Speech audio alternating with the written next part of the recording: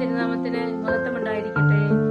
മറിയം എലിസബത്തിനെ സന്ദർശിക്കുന്നത് വിശുദ്ധ ലൂക്ക എഴുതിയ സുവിശേഷം 1-ാം അധ്യായം 39 മുതൽ 45 വരെയുള്ള വാക്യങ്ങൾ നമുക്ക് വിചിന്തനം ചെയ്യാം. മറിയം യൂദയായിൽ ഒരു മലമ്പ്രദേശത്തൂടെ തിടുക്കത്തിൽ യാത്ര പുറപ്പെട്ട് സക്രിയയുടെ ഭവനത്തിൽ ചെന്ന് എലിസബത്തിനെ അഭിവാദനം ചെയ്തു. അഭിവാദന സ്വരം കേട്ട് എലിസബത്തിന്റെ ഉദരത്തിൽ ശിശു കുതിച്ചു ചാടി. നീ സ്ത്രീകളിൽ അനുഗ്രഹീതയാണ്, നിന്റെ ഉദരഫലവും അനുഗ്രഹീതം. എലിസബത്ത് പരിശുദ്ധാത്മാവിൽ നിറഞ്ഞവളായി അവൾ ഘോഷിച്ചു, എന്റെ കർത്താവിന്റെ അമ്മ എന്റെ അടുത്തിരുവാനുള്ള ഭാഗ്യം ഇവിടെ നിന്നേ.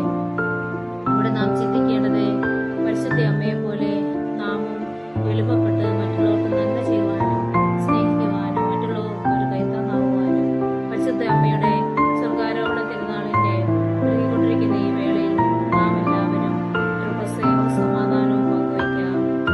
ആർക്കും സമയമില്ലാത്ത ലോകത്തിലൂടെയാണ് നാം കടന്നു പോകുന്നത്.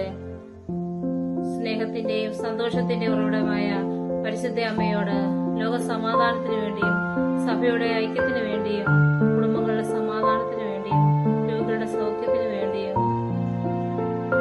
നമുക്ക് മാധ്യസ്ഥ യാചിക്കാം.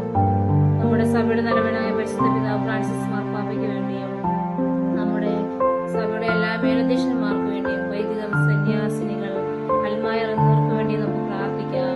പരിശുദ്ധ അമ്മയുടെ സ്വർഗാരോഹണ തിരുനാളിന്റെ എല്ലാ മംഗളങ്ങളും ആശംസകളും ഏവർക്കും നേർന്നുകൊള്ളുന്നു. ദൈവം നമ്മെ എല്ലാവരെയും സമർപ്പിക്കുന്നു.